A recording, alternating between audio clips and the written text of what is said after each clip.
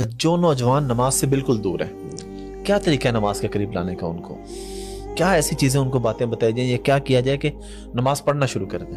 کچھ tips and tricks دیتا ہوں جو میں نے نماز پڑھنا شروع کی. پہلی جو چیز یہ کہ ایک یوتھ کہتی ہے کہ تابع نماز کی مجھے امپورٹنس میرے دل میں ہے بٹ پڑھ نہیں پا رہا میں کیا کروں میں. الارمز لگائیں اپنے فون پہ یا پریئر ٹائم وہ جو پریئر ایپس انسٹال کریں. جیسے ہی آپ کو الارم بجے یا پتہ چلے نماز سے ٹائم داخل ہو گیا ہے 5 منٹ میں ڈیلے نہیں کرنا, اس ہی ٹائم اٹھیں نماز پڑھ لیں.